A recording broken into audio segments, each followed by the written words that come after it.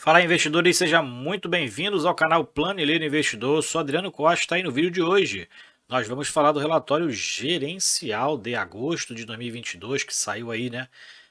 Hoje do XPLG11, fundo de logística. Então a gente vai ver qual foi a performance dele nesse mês de agosto, tá? E se você gosta desse tipo de assunto, FII, Agro e agora FII-Infra também é o nosso principal assunto aqui no canal. Se inscreva aí, né? Aperta esse botão aí vermelho que está na tua tela. E também deixa o seu like, que ajuda a gente bastante a disseminar essas informações pelo YouTube. E também se inscreva no nosso canal do Telegram para você encurtar a distância, né? Nosso grupo do Telegram está funcionando. Você pode conversar com outros investidores. E também visite a nossa área de membros, que é a forma que você tem também de ajudar aqui o canal. Vamos lá então, XPLG11. Fundo de logística aqui, para quem não conhece, né, entrando agora no mercado de FIIs, é um fundo de logística e industrial, né? O fundo tem um foco aí nesses dois segmentos, que na verdade é um só, né, para a agência que regula esses segmentos, é só a área de logística. Ele tem desde junho de 2018, tá? Código de negociação dele na Bolsa de Valores XPLG11, tem um patrimônio bilionário, né, mais de 3 bilhões em patrimônio líquido, né? Então, ativo pode ser até um pouco mais, né? Se tiver alguma dívida, que tem, né? Normalmente tem. Mas o patrimônio líquido dele, 3 bilhões, quase 3 bilhões e 100 milhões de reais. Tem quase 300 mil cotistas. Eu sou um desses cotistas. Minha maior posição nos fundos de tijolo é no XPLG11, tá? E se você também se inscreva aí que todos os meses a gente faz aqui o acompanhamento do que a gestão está fazendo através do relatório gerencial do fundo. Então, o foco de atuação dele, como eu falei, é logístico, é gerido pela XP e administrado pela Vortex, na taxa de administração que varia entre 0,95 e 0,75, que provavelmente está pagando o mínimo aqui, já que esse escalonamento normalmente é com base no patrimônio do fundo, tá? Então, como um patrimônio bilionário, provavelmente está pagando ali 0,75. Tem uma taxa de performance de 20% do que se deu o benchmark, e o benchmark é IPCA mais 6%, 6%, né, o spread de 6%, que pode ser que tenha alcançado esse valor no mês de agosto, né? Já que os fundos de tijolo tiveram, todos aí praticamente, terão aí, vão refletir nos seus relatórios uma rentabilidade por conta da alta do preço, né, no mercado dos fundos de tijolo, né? Então a gente vai ver essa rentabilidade aqui do fundo nesse mês de agosto. Mês de agosto, eu vou falar aqui a gestão anunciou aí 72 centavos de distribuição por cota, né? Então, mantendo aí a crescente, né, na distribuição, praticamente manteve o valor distribuído, se não me engano, em julho, tá? Ele que anuncia a data base do fundo é o último dia útil do mês de referência, né, e paga normalmente aí 10 dias úteis depois. E o dividend analisado dele, ó, com base agora no valor de mercado que está 108,20, né, encerrou agosto a 108,20, tá 8%, né? Então, se tivesse esse dividend yield aí, né, a um mês de julho, esse dividendo aqui anualizado estaria superior a 9%, né? E o fundo vai pagar no dia 15, ó, 15 do 9 vai pagar esse provento, tá? E aqui a gestora, né, como os fundos da XP costuma fazer, adota uma estratégia de uniformização na distribuição, ou seja, rendimentos ali linearizados, né, repetidos, né, vamos dizer assim, procura manter aquela repetição de dividendo, né, mesmo tendo um resultado acima ou abaixo, ele procura equalizar e manter ali a expectativa de distribuição do fluxo de caixa semestral, já que sempre no final do mês do semestre, né, ele tem que distribuir ali no mínimo 95% do seu resultado de caixa, é o que a lei determina. No dia 2 de julho, já como de 2 de setembro, né, já como fato subsequente, ele fala que concluiu a operação de securitização de recebíveis do imóvel da Leroy, né, emitiu então dois CRIs, né, nessa dívida que o fundo tinha aí para pagar. Emitiu dois CRIs, o primeiro de 60 milhões de reais, que é corrigido pelo IPCA, mais um spread aí, um prêmio de risco de 7,15% e tem carência na amortização durante os 12 primeiros meses, tá? Já a segunda série foi de 120 milhões, então o dobro, também corrigido pelo IPCA, uma taxa acrescida numa taxa de 7,25, que é o prêmio de risco, né? E a carência é durante 12 meses também, mas é na amortização, nos juros remuneratórios e nos demais encargos financeiros. Ou seja, tem uma carência de praticamente tudo aí nessa segunda série emitida, tá? Então só vai começar a pagar efetivamente essa segunda série só daqui a 12 meses. Então o fundo aí tendo uma alavancagem, né? Mais um financiamento aí do fundo que vai gerar despesa financeira para o fundo, né? Nos próximos 12 meses nessa primeira série aqui, e após vai começar também a pagar as despesas financeiras, os serviços da dívida também, né, além da amortização, nessa segunda série aqui também, né? Então a gente tem que torcer para o IPCA quando começar a pagar ali os juros, né? Desse segundo principalmente, o IPCA também está em tendências de baixa. Bom, aqui ele fala sobre os recursos provenientes da emissão, né, a destinação dessa emissão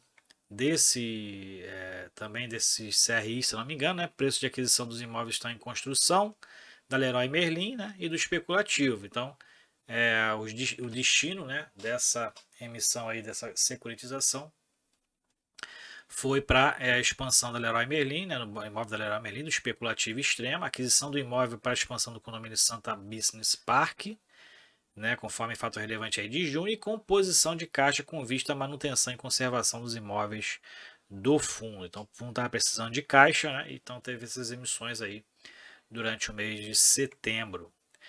Fluxo financeiro.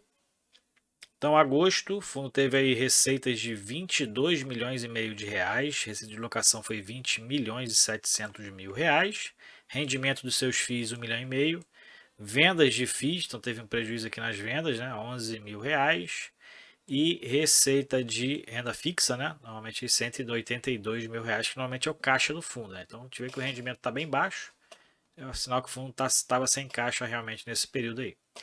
Despesas 2,3 milhões, maior composição da despesa é as despesas operacionais, aqui taxa de administração, taxa de gestão, né, escrituração e tudo mais, 1.783.000 reais. O resultado do fundo foi de 20,1 milhões, distribuiu 19 milhões e meio, que deu 72 centavos, aí seguindo a política de linearização das suas distribuições.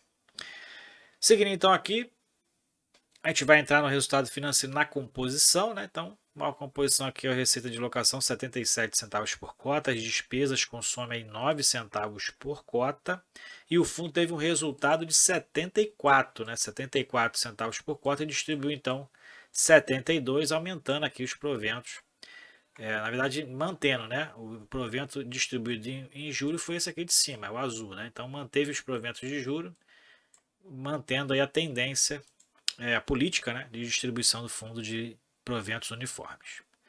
Aqui a gente vê o volume de negociação no mercado, o fundo teve um pequeno aumento, né, de volume de negociação diário no mercado, foi para 4,1 milhões, mas manteve ali a média de 4 milhões de reais de liquidez diária no mercado, e nesse mês de agosto se aproximou muito do valor patrimonial, né, R$ 108,20. O valor patrimonial ainda está acima, né, R$ 113,90. Então o fundo ainda está sendo negociado com desconto, mas mês de agosto teve um salto aí, né? Nesse valor de mercado, estava abaixo dos 100, chegou a estar 92, 89 e agora 108,20, né? Todos os fundos praticamente de tijolo aumentou nesse mês de agosto. E a liquidez do fundo foi de 94,8 milhões no mês de agosto, como a gente falou lá em cima, a média de 4,1 milhões, e o giro de cotas foi de 3,2%. Aqui eles falam da rentabilidade. Então, como eu falei, os relatórios dos fundos de tijolo vão vir com a rentabilidade alta por conta da alta do preço no mercado, né? Depois do anúncio da deflação do IPCA, os fundos de tijolo aí ficaram mais atrativos, e aquela tendência manada, né? Saíram comprando fundo de tijolo, que aumentou o preço no mercado, e a rentabilidade aumentou aqui então, principalmente pelo valor de mercado, né? Já que a cota manteve a mesma distribuição relativa ao mês de julho. Então foi de 11,42% a rentabilidade do fundo de julho para agosto, né? No mês de agosto todinho, então aumentou bastante a cota no mercado. O IFIX, por exemplo, também foi puxado por conta disso, né? Fechou em 5,76%. Claro que ficou ali abaixo dos de tijolo, porque os fundos de crédito teve o sentido contrário. Portfólio aqui do fundo, imóveis 92% são os imóveis, a composição dos ativos do fundo, né, são imóveis, cotas de FIIs 7% e aplicações financeiras ou caixa apenas 1%. A maioria dos seus contratos são contratos atípicos, 58%, que dão aquela garantia financeira até ao longo do contrato, né, até o final do contrato. Com relação aos locatários, em relação à participação na receita que o fundo ofere, o maior vem do via varejo, 14% vem da via varejo, então tem uma concentração alta aí nesse locatário, mas tem bastante locatário aqui na sua composição, né? Mas a maior aqui realmente é a via varejo com 14%, tem uma concentração alta nesse locatário. O Leroy, por exemplo, também tem 12%, então tem uma concentração grande nesses locatários aqui destacados. Tem a pulverização aqui de 34% em diversos locatários. O maior então é o comércio varejista, é a maior composição por setor de atuação. E a correção dos contratos, a maioria é corrigida pelo IPCA, 63%, 34% pelo IGPM, e as atualizações contratuais ocorrem quase todos os meses, né? Mês de agosto teve 3% de ajuste aí nos contratos. O vencimento médio deles também 75% vence a partir de 2025. E o fundo está com uma vacância aí, permaneceu, né, para o mês de agosto com uma vacância de 9% no seu portfólio, teve um aumento, né, de junho para julho e manteve então aí a vacância de 9%, não tendo alteração então nos seus contratos. Bom, na diversificação regional o fundo também é interessante, né? Tem aí 7 estados onde ele está, 6 na verdade, né? 6 estados onde ele está localizado, a maioria aqui sul e sudeste, um lá no nordeste, em Pernambuco. São 17 condomínios logísticos, né? Então o fundo tem uma diversificação boa aqui em condomínios logísticos, são 137 módulos, né, que na maioria dos seus imóveis são imóveis modulares, são 2 empreendimentos em construção, é um dos maiores aí em relação à área bruta locável, quase 935 mil metros quadrados, se não o maior, né, mais do Brasil. São 39 locatários diferentes, a inadimplência hoje está em 1,8%, a vacância física e financeira 9%. E aqui são os ativos performados do fundo, né? Então, como a gente viu lá, são 17 ativos, né? Então aqui está uma linha de 5, 10, 14. São 3 em construção, se eu não me engano. E o especulativo aqui Extrema. A obra de expansão na Leroy. Então o fundo hoje tem 17 condomínios logísticos, né? Aqui eu contei 16 imóveis, mas ele fala que é 17 condomínios logísticos. Bom, aqui é o andamento das obras lá no Cajamar, expansão no Herói Cajamar e no obra do especulativo Extrema. E aqui é o detalhamento dos contratos, né? Então tem aqui o detalhamento de por região, né? De cada contrato. Então aqui tem a maioria são pequenos contratos atípicos, né? São as maiorias, os atípicos são contratos maiores, né? E a gente vê aqui que na região sudeste tem aqui uma vacância de aproximadamente 7%, né? Lá na região nordeste tem uma vacância de 0,6%, também tem a concentração de área bruta locável menor, né? Nessas duas regiões, nordeste e sul. No sul não tem vacância, que são apenas 2 imóveis, são 2 imóveis locados são monoinquilinos, né? Imóveis monoinquilinos. Aqui então é o fato relevante da venda do galpão refrigerado, né? Fato relevante lá de julho já, né? Não vou ler de novo, você pode fazer a leitura aqui. O fundo oferiu um ganho de capital aqui, né? Que está sendo distribuído aí durante o semestre. E aqui a securitização que ele fez aí então agora em setembro, já como fato relevante, né? Fato subsequente, na verdade. Então aqui o fundo teve essa securitização, fez duas séries, né? De emissões, de um total de 180 milhões de reais, e os recursos, como eu já falei lá em cima, tem alguns objetivos, né? Pagamento do preço de aquisição dos imóveis que estão em construção, aqueles que a gente falou do especulativo extremo aí do Leroy Cajamar, aquisição de expansão do condomínio Santana Business Park, e também para a composição do caixa, né? A gente vê que está com caixa bem baixo, né? E a dificuldade, inclusive, dos fundos imobiliários, né, são exatamente essas aquisições que o fundo às vezes tem esse objetivo ou tem que financiar, securitizar alguma receita, né, ou então fazer emissões, né? Então tem essa dificuldade porque o fundo é obrigado a distribuir 95% do seu resultado auferido, né? Então acaba que montar a caixa é um pouquinho complicado para os fundos imobiliários, por isso que muitos fazem as subscrições para alcançar alguns objetivos de aquisições. Aqui é a participação que o fundo tem no CDCone Unilever, através da NE Logística, né? E o centro de distribuição Unilever. Então ele tem ali 100% de participação nesse fundo, né?